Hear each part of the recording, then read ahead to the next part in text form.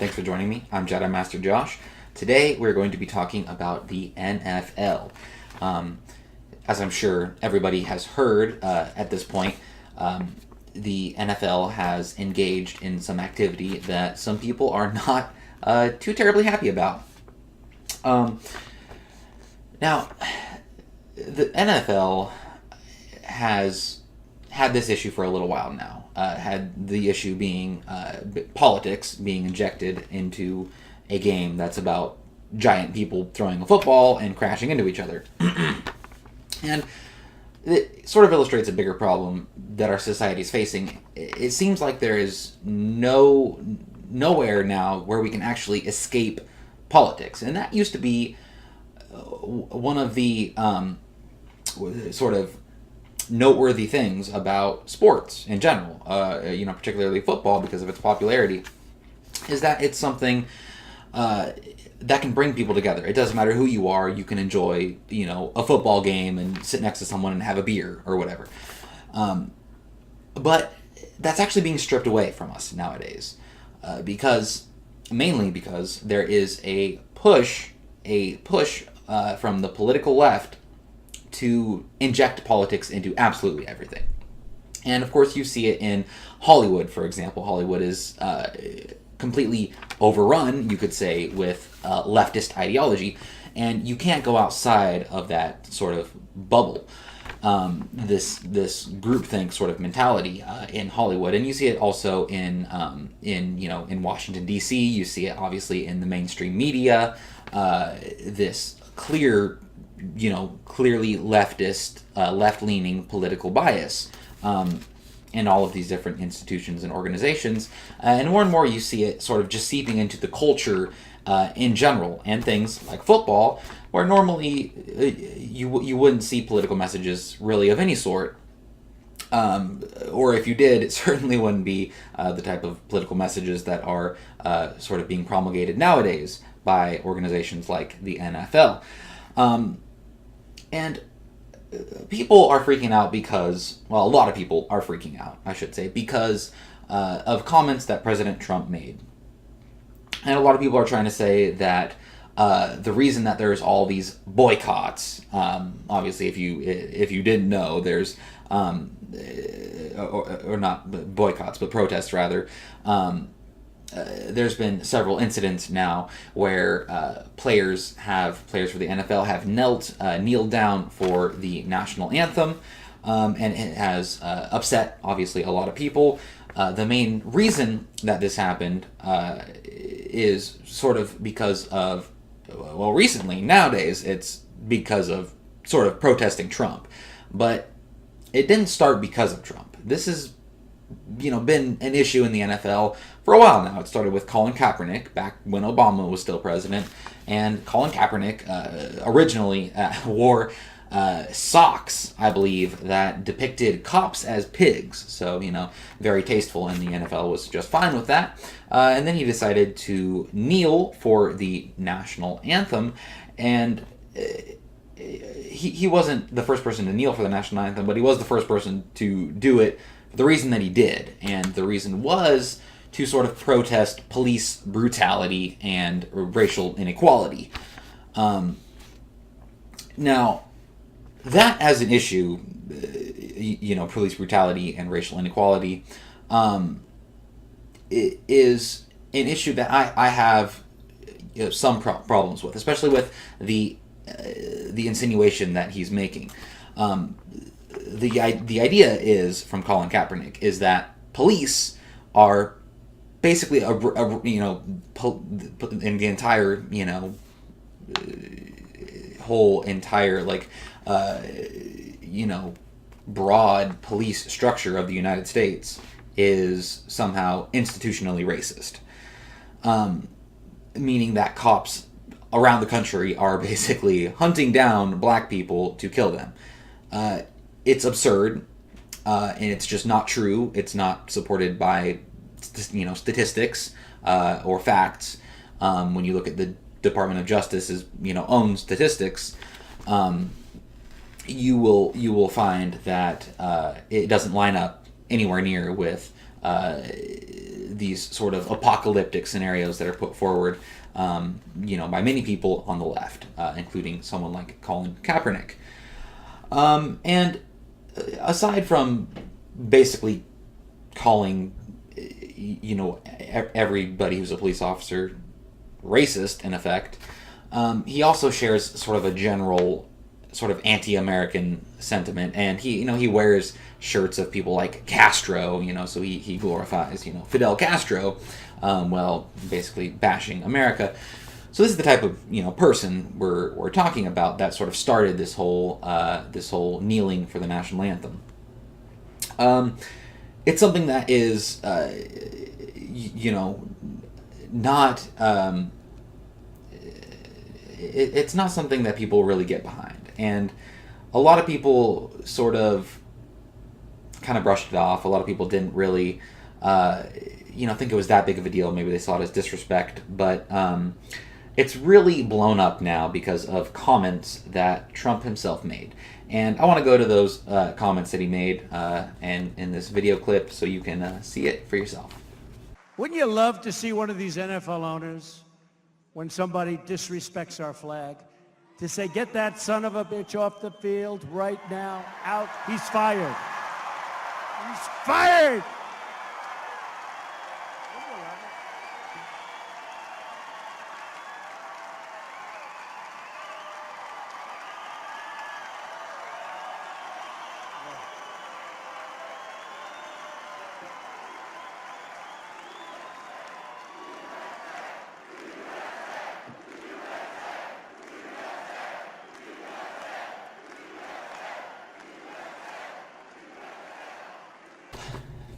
So, Trump would apparently like to see those SOBs fired. Now, before I go any further, I just want to say, as a general rule, I don't like the idea of a president, Republican or Democrat or any other, any other party that if in the future may pop up. Good luck. Good luck for that. That hasn't worked out well in the past. But anyways, I'm not too fond of the idea of a president basically coming out and telling private industry, private organizations, that they should, in effect, fire people. Just as a general rule, I don't like that.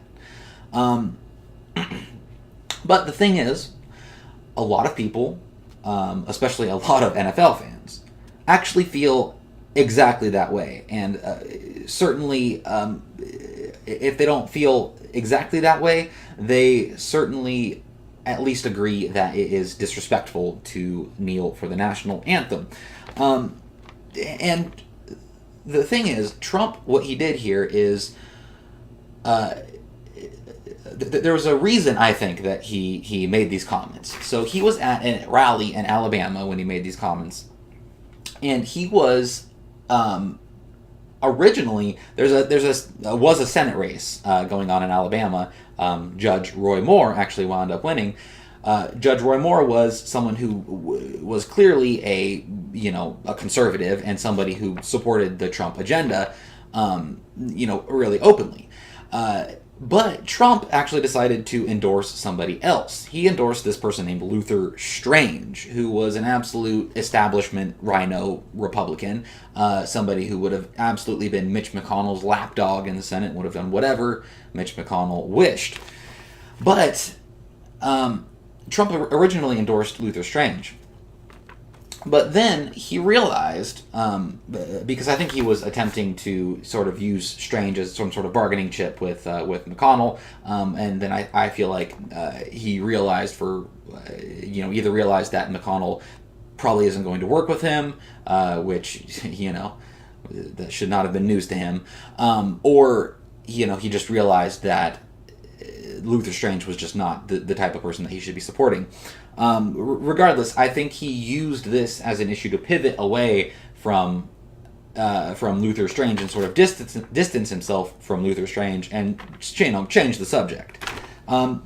Because Trump does know how to sort of tap into sort of a raw Americanism in a lot of people. And he's good at doing that, and he's good at picking issues that are popular. And what this wound up doing is it basically set a trap. It set a trap, sort of almost reverse psychology style. Like if you tell somebody not to do something, they might actually do it. That would be reverse psychology. And what Trump in essence did, whether he meant to do this or not, is he laid a trap, and the left absolutely fell for it. And it's quite incredible. So after Trump made these statements, the NFL, several NFL teams last Sunday decided to come out in solidarity with the Colin Kaepernicks of the world, and there were several teams. So the Steelers on Sunday, they actually decided to stay in their locker room for the national anthem. Most of them, except for one, and I'll get to that in a little bit. But the Ravens and the Jaguars, they were in London, and they actually wound up kneeling for the national anthem, very classy, but then stood for, yes, just wait for it, God Save the Queen. Yes, they stood for God Save the Queen after kneeling for our national anthem. Turns out we actually had a war with Britain. That was basically what, the reason that we have a military in the first place. It's pretty incredible, pretty just amazing disconnect if they didn't realize what they were truly doing, and just an incredible amount of disrespect. Clearly, that's at bare minimum how a lot of people are going to perceive it. So that was pretty incredible. Just an absolutely incredible moment. And it goes into the bigger issue that the left, they think that they can win just by opposing Trump. And they are so crazy about this and have this mentality that as long as they oppose Trump heartily enough and mightily enough and just absolutely whatever, when he says go right, they go left. It's amazing. What they've done is they have set themselves up to fall into these incredible traps, and this isn't the first time that this has happened. So the left basically gets tricked into nowadays, or just because they're so crazy, they just blindly fall into supporting issues that are very unpopular. Now, and it's amazing, by doing this, in some cases, they actually snatch defeat from the jaws of victory. This happened with the issues regarding the Confederate statues. So, regardless necessarily about how people felt about the Charlottesville incident, which obviously was horrible, or President Trump's remarks to that, the majority of Americans actually don't want to see Confederate statues removed. And a great deal of them really don't care. It's a small vocal minority that actually wants to see these things torn down. And what the left wound up doing, because remember, Trump came out and he said, well, they're tearing down, General Lee statue now. Well, next it's going to be Jefferson and Jackson, and, it's going to be Washington. And then, of course, the media comes out and they try to, because they want to equate Trump with racism, they basically, by extension, equate anybody who supports Trump as being a racist. So they say that, well, all these statues, they basically do represent racism, and it's basically this white nationalist, movement that wants to keep these things up, and it's, only the good, tolerant people on the left that want to, remove these symbols of hate. And by doing that, what they do is they pander to a vocal minority, and they actually wind up alienating everybody else. And it is a horrible strategy. It's an absolutely terrible strategy, and they haven't quite seemed to figure it out yet. And this NFL situation is the biggest bellwether to this whole phenomenon that you can see. And it's quite clear that this is a very unpopular issue, that most Americans don't agree with kneeling for the national anthem. And this is clear by several polls. So this is from the Daily Wire. Polls. What do Americans think of NFL players kneeling? Trump ripping them. Americans hate kneeling for the anthem. The polls show that Americans don't like players kneeling for the anthem, according to the Reuters/IP SOS poll, 69% of Americans say they stand in silence while the national anthem is played, and just 40% of Americans agree with former San Francisco 49ers quarterback Colin Kaepernick's stance on the issue, compared with 51% who disagree. Americans are in favor of requiring players to stand. According to the Reuters /IPSOS poll, 58% of Americans believe that players should be required by the NFL to stand for the anthem, to 33% opposing. That same poll shows that 43% of Americans oppose how the NFL is handling the issue. Americans are split on firing players, but largely oppose. The Cato Institute survey found that 61% of Americans opposed firing players for failing to stand for the national anthem.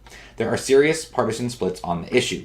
Democrats oppose firings by an 80 to 19% margin, with Republicans in favor 65 to 34.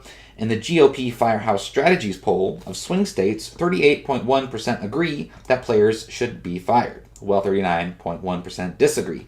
The rest aren't sure.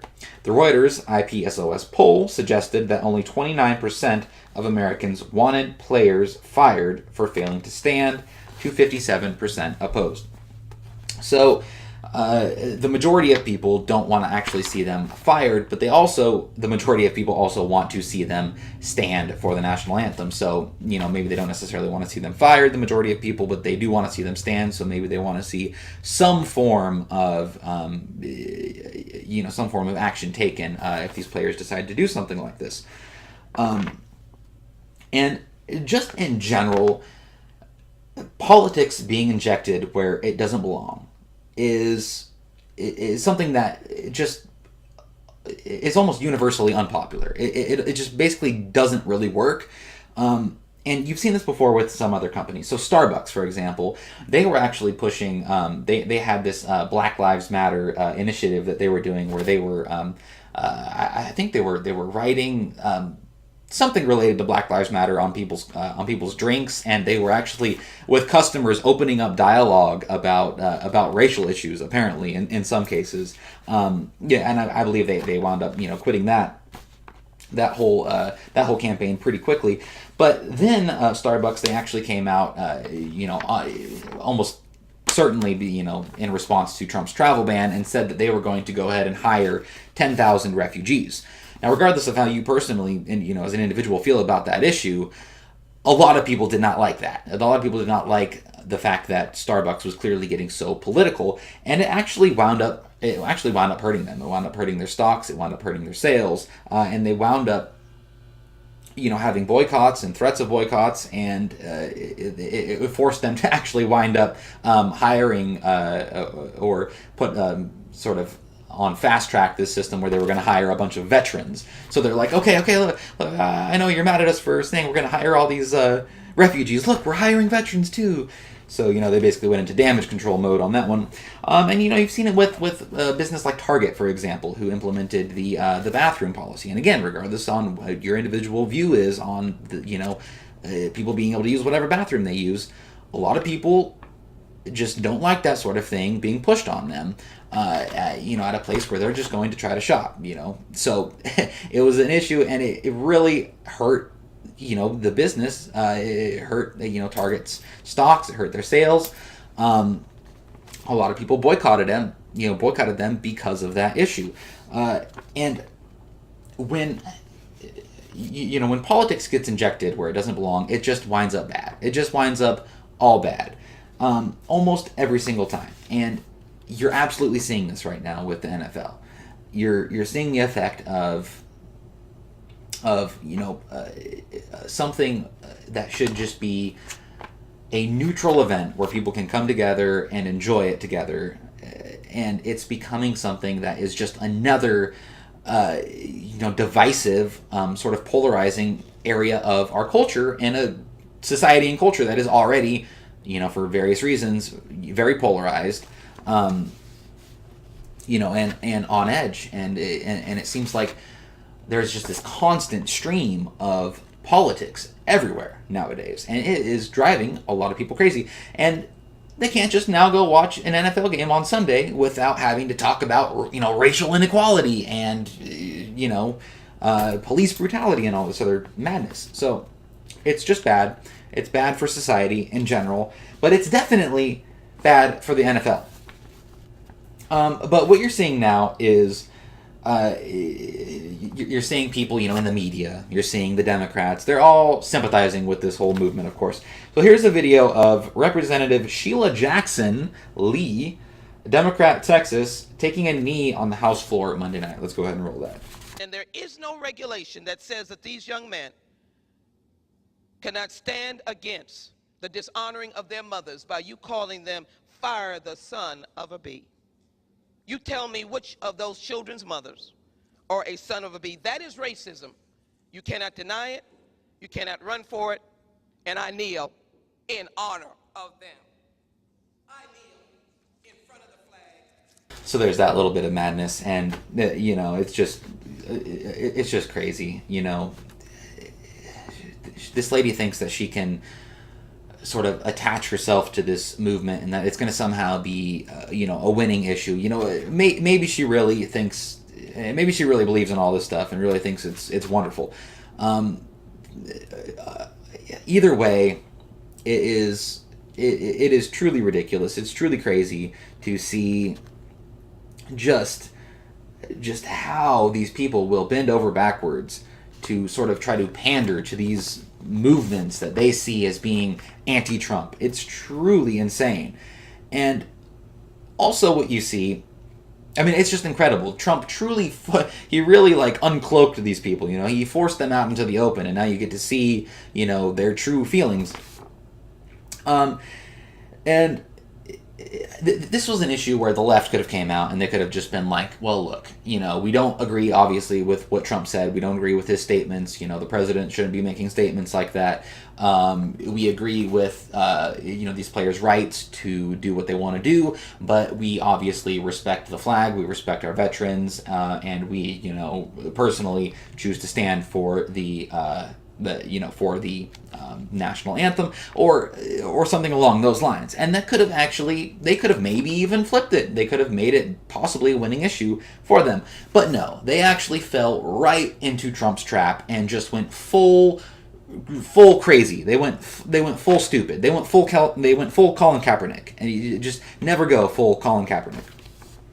And that brings me to Huffington Post, of all places.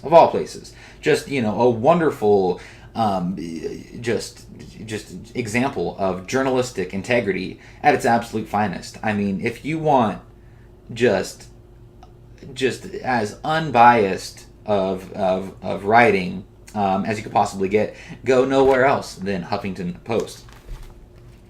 And I kid, of course. So, this writer for Huffington Post, I don't even know his name, it really doesn't even matter, decided to just write maybe one of the most ridiculous things I've ever said, and that is saying something. Because, just to see the craziness, I look at Huffington Post and all these other places quite often, but this is up there. So, from HuffPo, white athletes still standing for the anthem are standing for, you guessed it, white supremacy. The absence of white athletes kneeling for the anthem Sunday was a particularly illustrative moment in white privilege. See, for the white athletes, the anthem and the flag do represent freedom, liberty, and whatever other amorphous American values one might ascribe these symbols. So, from their view, kneeling would be disrespectful to the privileges a white supremacist nation affords them. We've all heard the typical argument against kneeling. Kneeling during the anthem disrespects the flag and the soldiers who fought for your right to protest and blah, blah, blah, blah, patriotism.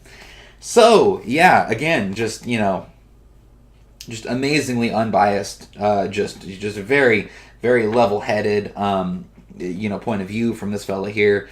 He clearly is not, just a complete left-wing lunatic whatsoever, obviously. And this shows, obviously this seems pretty extreme, but this is how a lot of people on the left actually feel. A lot of people on the left actually do feel like that. Now, obviously, not everybody. I'm not talking about all Democrats. I'm not talking about anything like that. I'm saying a lot of people on the left really do stand for this sort of core liberal democratic base that the Democrats seem to continually pander to. A lot of people do actually feel like that. And they think that if they pander to that, again, that small minority of crazed liberal lunatic leftists, that is somehow going to be a winning strategy, when that is exactly what got Trump elected in the very first place. It's incredible that they think that they can win with this strategy. It is just insane, just absolutely insane. And that brings me to LeBron James. So Trump also smacked down the NFL and I guess revoked the Warriors, I guess, to come to the White House for some reason. I don't know. I don't really watch sports at all. Just throwing that out there. And yeah, the Warriors or whatever, they got their invitation revoked from Trump, and LeBron James decided to come out, and he just felt like he had to discuss the issue of Trump voters, and just what's so clearly horribly wrong with them, because I mean there must be something terribly wrong with these people. I mean, my God, man, why would they do something like vote for Trump? Just insane. So here's a video of LeBron James talking about how uneducated all us honky white trash Trump voters are. We just don't know what's good for us. Here's LeBron James. Steve Ashburner, NBA.com.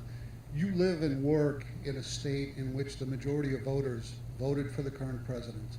Many of whom probably had valid reasons beyond his Twitter account or his social graces. How do you reconcile having called that choice a mistake, that many of those people are also Cavaliers fans?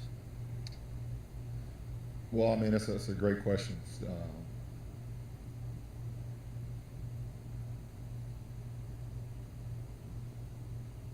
At the end of the day, like I said, you can.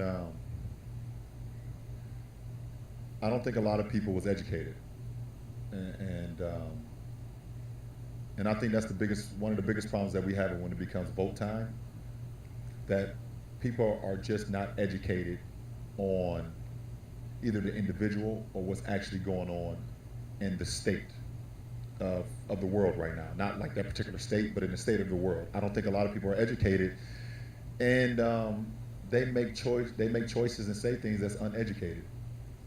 And am I saying that the people of Ohio wasn't educated? Am I saying that some of the other states that voted for him was uneducated? They could have been, or they could not have been, but that doesn't mean that it was the right choice.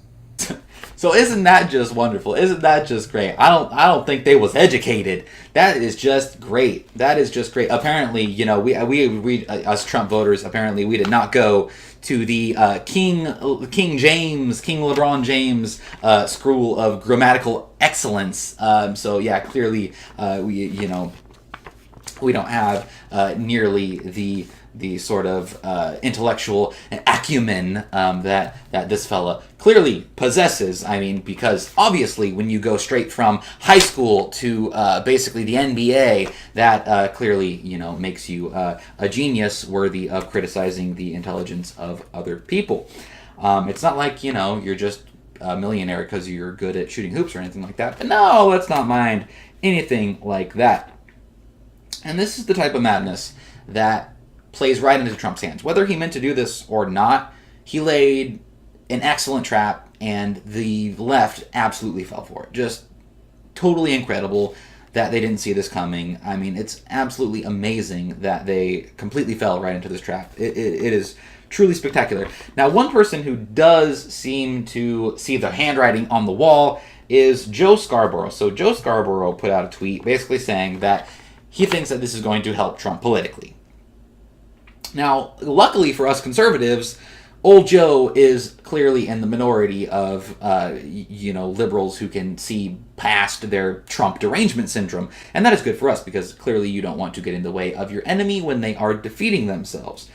And basically the left, they just think that what they're going to do is they're just going to just that Trump is going to be so unpopular that and he's so horrible and he's so racist and all this other stuff that anything that Trump does, if they oppose it, that's a winning strategy. And it is just insane. That is just insane. It's not working for them at all. It's not going to work for them.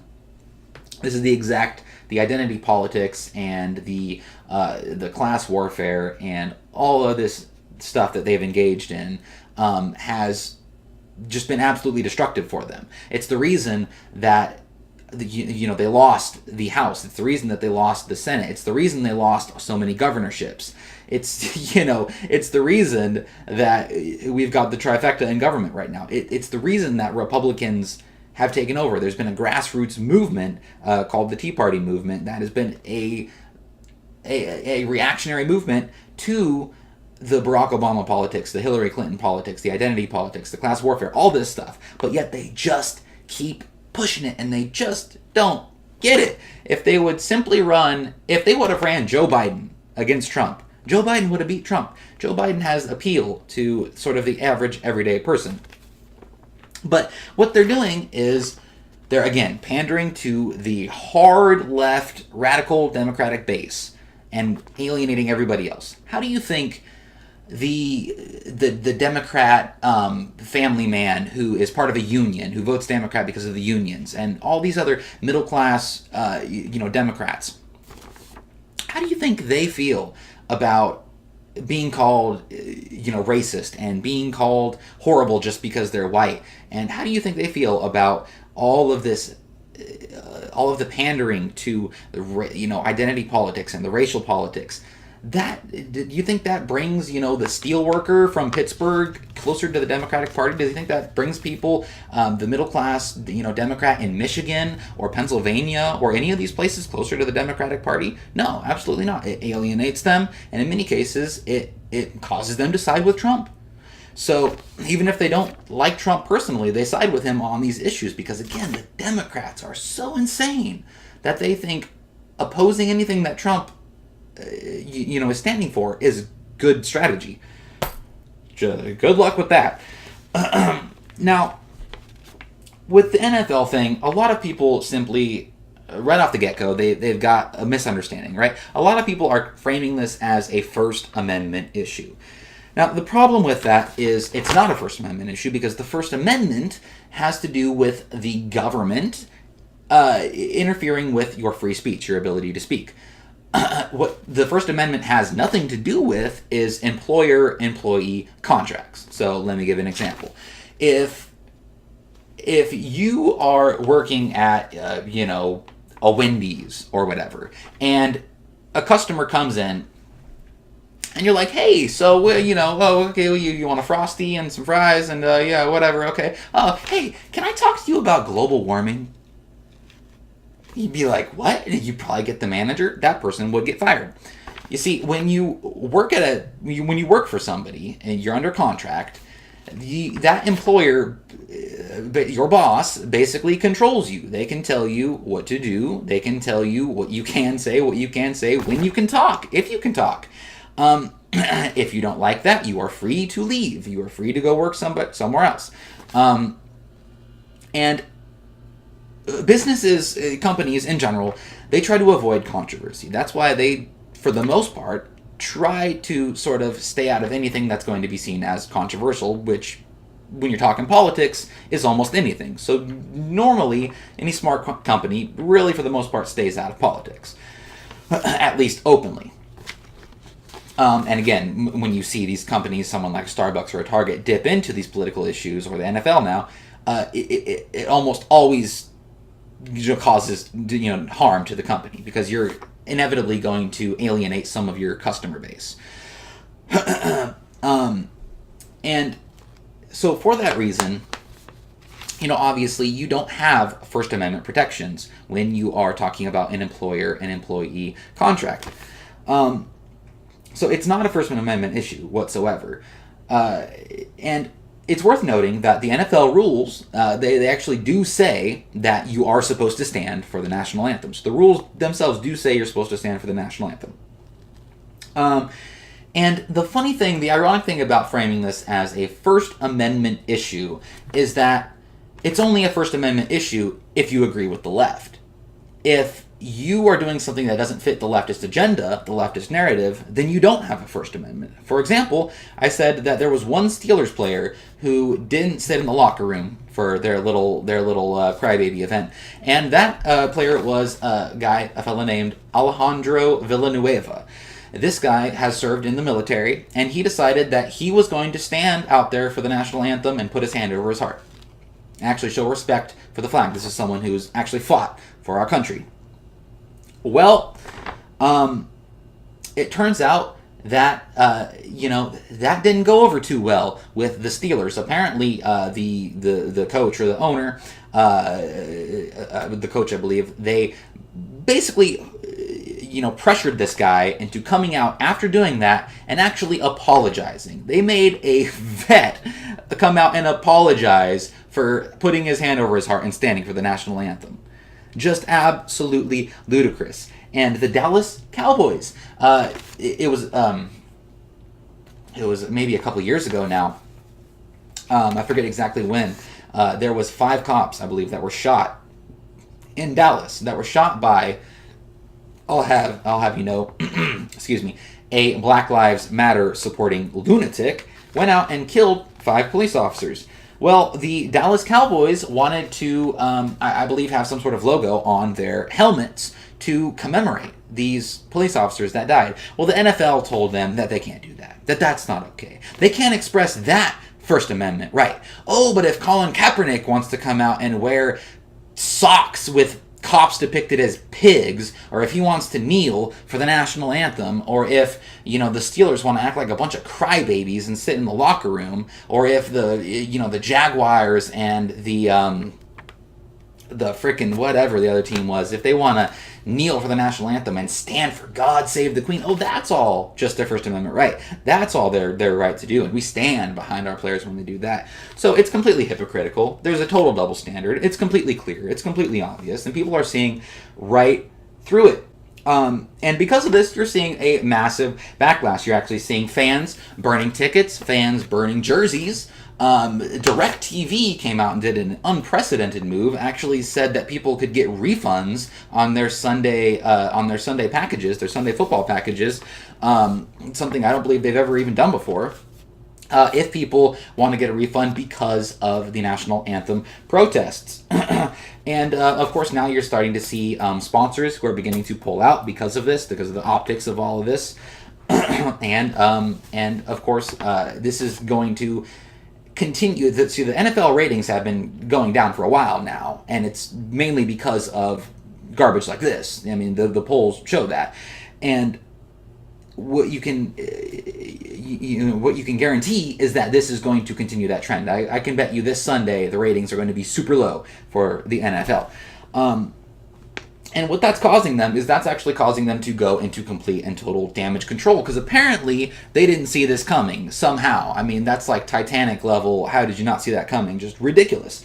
And you've had the owner of the Steelers come out and write this just pathetic letter, basically talking about, basically he's begging the fans to not completely abandon them. The Broncos actually came out. Obviously they're doing this because of the pressure, but it's the right move. It's the right thing to do. The Broncos actually came out and said that they're not going to kneel. They're not going to kneel for the national anthem this Sunday, and presumably won't kneel at any time in the future. The NFL is now basically trying to hire PR firms to try to just completely go into damage control mode, because they see that this is an issue that is going to cause some serious problems for them, and it's going to hit them where it hurts most. Their pocketbook. They're not going to be making nearly as much money, and it's going to be hard to have those $20 million contracts when you've got no fans. So and it's just amazing. It's just incredible. Like it's just so condescending from these people who are making millions of dollars a year playing a game. There's only one place in the world where you can be making millions of dollars a year for playing football. It's the United States. the only place in the world where you could have that type of an opportunity. So to see these people sitting there and just sort of just berating the common person and just showing disrespect to our heritage, showing disrespect to our military. When they're sitting here in the lap of luxury and the greatest country, in the world, it just comes off to a lot of people as just super distasteful, and a lot of people, this was actually the final straw for a lot of people. I know a lot of people that I work with at my job who personally, they're almost never talking about politics. Almost all of them were talking about the situation, and virtually all of them were on the same page. I mean, to varying degrees, but definitely in agreement for the most part. And I know one individual in particular who it was a huge fan of a particular team, and now he's basically he's pretty much discarding everything he owns, as far as I know, of paraphernalia, and he's pretty much distancing himself from the NFL. And you're seeing this from a lot of people who are true fans and were longtime fans, and this really was the final straw for a lot of people. So good job, NFL. And with that, I just want to say, the bottom line is a lot of people have a misconception. It is not a First Amendment issue. It's just not a First Amendment issue. The First Amendment has to do with government interfering with free speech. It has nothing to do whatsoever with private contracts between employers and employees. Nothing whatsoever. You can't go out and you can't come into work and clock in and just start talking about whatever the heck you want, or take a knee in the middle of work. I mean, you just can't do that, right? So that's the situation. It's something that is seen as disrespectful by the vast majority of Americans. And at the end of the day, these people, if the coaches want to allow their players to do this, if the NFL wants to allow this to happen, if the owners want to allow this to happen, and the players want to engage in this sort of behavior, that's fine. They can do it. It's a terrible business decision, and it's one that's going to cause them to lose a lot of their fans. It's going to cause them to just not be nearly as financially successful. And if that is something they want to do, as an entity, as a business, as teams and coaches and players, that is their prerogative. That is their deal. But it's going to continue to cause a decline in the NFL and its ratings and its viewership. And basically, if they want to commit suicide, that's their deal. They can do that. That's the free market for you. That's capitalism at work. One of the things that makes America so great, I might add, is called the free market of idea. And it turns out there is not a lot of demand for political garbage and race baiting and people being called racist, but there is a large supply of it coming from places like the NFL. So that's the free market for you. When you've got a no demand for something but a high supply of it, guess what it's worth? Zip. Zero. So that's what the NFL is doing to itself. Great job, NFL. So, it might not be too long before the NFL stands for no fans left. So, I mean, just ridiculous. And I don't watch the NFL. I could care less. The issue to me is the cultural issue, and it is an important one. And it's one that I'm starting to feel pretty good about. It seems like, a lot of people are seeing through this garbage. And again, this was the final straw for a lot of people. So I'm really glad to see people actually taking a stand for taking a principled position. And it's good to see that for a lot of people, there are things more important in life than the NFL. So with that, I hope you enjoyed this video. If you did, please, leave me a like, subscribe, share it with your friends, all that fun stuff. And I will have the audio version of this uploaded to SoundCloud. And I will have the link for my Twitter account in the description, as well as the link for the SoundCloud, the audio version. So yeah, with that, I hope you enjoyed this, and may the force be with you.